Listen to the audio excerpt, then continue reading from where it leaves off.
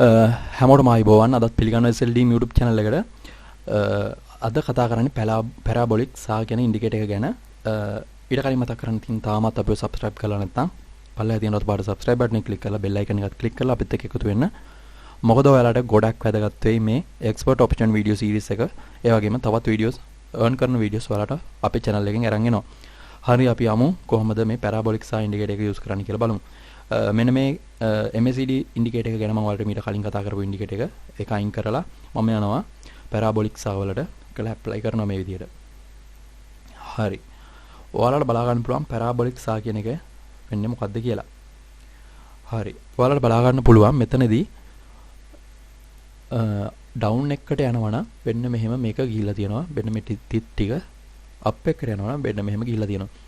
දැන් මේක up එකකට යන නිසා වෙන්න මෙහෙම යනවා. හැබැයි ටික දුරක් ගියපුවාම ඊට වඩා යන්නේ නැහැ. අපි බලමු මොකද වෙන්නේ කියලා. කොහොමද මේ parabolic සා ඉන්ඩිකේටර් එක use කරන්න කියලා බලමු. ඔයාලට බලා ගන්න පුළුවන් මෙන්න මේ විදිහට down වෙලා තියෙනවා. මෙන්න මේ විදිහට up වෙලා තියෙනවා. අපි හරි තැනකට trade එකක් ගමු. දැන් මේකෙදි up එකකට යන්නේ. තනිකර මේ parabolic සා වලට ඉන්ඩිකේටර් එකේ උඩින් තමයි මේක ගමන් කරන්නේ. ඒක නිසා දැන් මෙතනදී මම මාක් එකක් දාලා තියෙන සුදු පාට ලයින් එක. එතනදී මේක නැවතුණා. අපි බලමු මාකට් එකට මොකද වෙන්නේ කියලා. ඊට පස්සේ අපි trade එකට එන්න වෙමු. හරි parabolic සා මේ ඉන්ඩිකේටර් එකේ මෙන්න මේ ලයින් මෙන්න මේ විදිහට අපිට යනවා බලා ගන්න පුළුවන්. තාම අපිට හරි සිග්නල් එකක් නැහැ. මොකද දැන් මේක ගොඩක් ගිහිලා තියෙන දුර. අපි බලමු මොකද වෙන්නේ කියලා. ඔයාලට බලා ගන්න පුළුවන් දැන් මෙතනදී parabolic සා ඉන්ඩිකේටර් මෙතනින් ගියාට ඊළඟට මොකද වෙන්නේ කියලා අපි බලමු. හරි තාම යටින් යන්නේ. ඔයාලට බලා ගන්න පුළුවන්. හරි අර ලයින් එක පාස් කරා. ඒ වගේම parabolic සා ඉන්ඩිකේටර් යටින් යන්නේ. ඒක නිසා මම මෙතනදී up එකකට move වෙනවා කියලා මෙන්න මේ විදිහට trade එකක් දානවා. අපි බලමු මොකද වෙන්නේ කියලා. parabolic සා ඉන්ඩිකේටර් මෙතන යටින් යනවා. තාම යටින් යන්නේ. අපි බලමු මොකද වෙන්නේ කියලා. ටික වෙලාවක් බලලා අපි බලමු මොකද මේකෙන් අපිට profit කරන්න පුළුවන්ද කියලා.